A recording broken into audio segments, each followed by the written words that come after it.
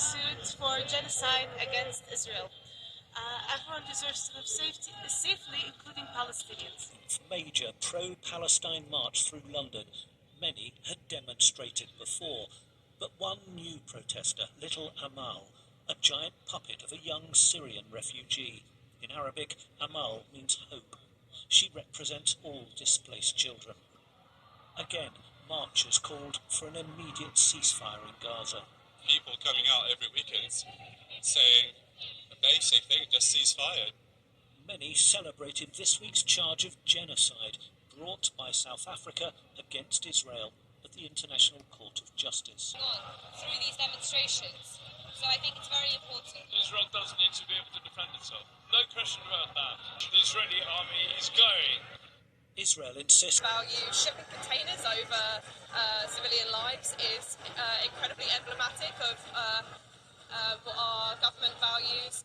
1,700 police officers, the Met. Freedom Plaza in Washington, D.C. with a crowd that is multi-generational and multinational, slowly swelling, that has come from across the country and outside of the country, right? I mean, we've spoken to people from Chicago and even from Canada, people from New York City, people from across the country that have come here for the March for Gaza to call for a permanent ceasefire in Israel's ongoing war on the Gaza Strip, an end to the occupation in the West Bank, an end to the siege on Gaza, freedom for all Palestinian political prisoners, and an end to U.S. aid to Israel. My name is Carol. I am from Queens. We're going to allow these shipments to fund a genocide. It's the principled position that they've taken. They've stood on the right side. We're also in an election year where the incumbent president, Joe Biden, is looking to be reelected, but has lost key support among key voter demographics in this country, including Arab Americans and young people, because of his unwavering support for the genocidal policies of Israel. I'm fully backed by the U.S. military, by the U.S. White House. So no, Biden has blood on his hands. Today, we're... Anyone who does not do that is for the oppression of entire nations. And we're saying that not to mention and not to fight for the freedom of Palestine in a crucial moment where you have thousands, over 20,000 people have been murdered by a colonial state, a state that has not regarded.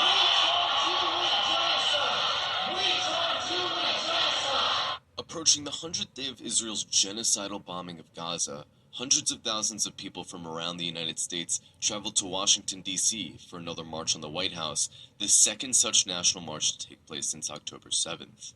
Since the last national march, the Biden administration has done everything. What's happening over there, I feel like it's my job to be here protesting and fighting against it. We will not forget, we will remember, and our vote or our withholding of our vote will be our voice. Not whatever lobbyist, not anybody else, but us, the American people. Joe Biden has lost almost all support among Arab American voters, just 17%. By 4 U.S. presidents bombed, and they're facing famine, and not because... Shout out to my brothers in Yemen, who are the only country, they don't have their own water, they don't have their own food. And well-being of children worldwide, and seeing the bodies of disfigured children, and the ongoing destruction of hospitals, are one against the Geneva Convention. Happening in Palestine and in Gaza, against the inhumanity, against the evil that's taking place, and proudly as South Africans, we support the ICJ, we support the case that's been put forward, and we're hoping to see peace and justice take place. So we're standing here with humanity, with our brothers and sisters, and we're hoping to see peace and justice. Free of oppression and struggle, so I think it's right to show solidarity, and I've turned up today to be a voice for the voice. But, it's worth it. It's important, especially since we've got the case that the South Africans brought at the ICJ. What is going on? We just cannot believe how our government is completely complicit, completely embarrassed to be a British citizen as it stands. UK, US, Israel, shame on you. I usually come alone.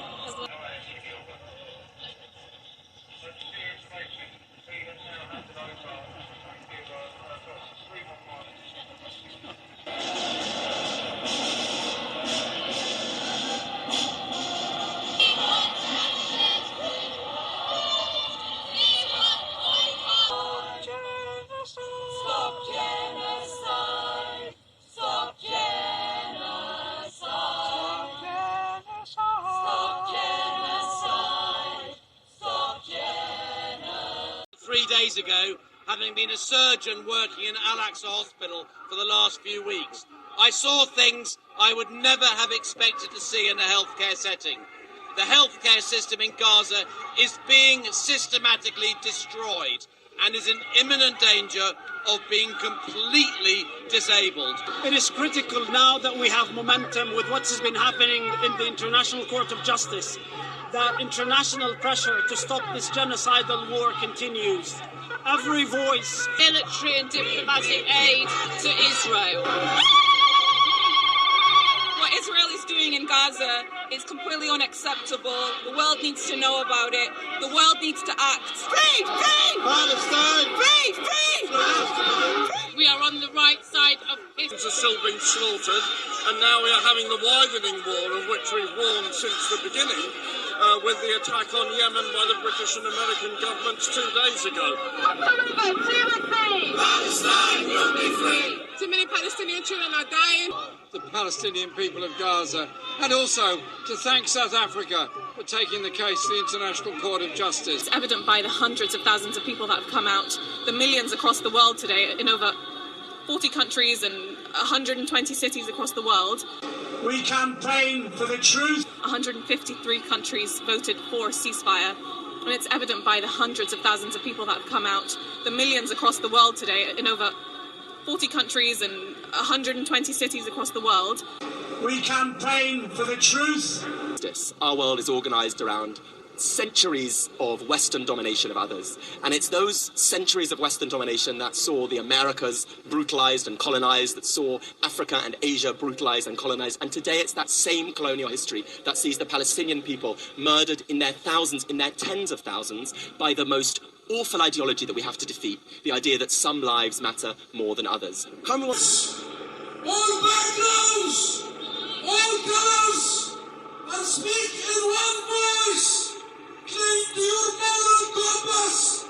People want ceasefire. They demand ceasefire, and ceasefire now. That people have been following the atrocities, the genocidal aggression Israel is doing. These 100 days of relentless bombing and killing in Gaza. 30,000 martyrs. This is our moment to transform the world. We must reject Zionism in all of our institutions. I want you all to continue marching in the street, even as South Africa courageously.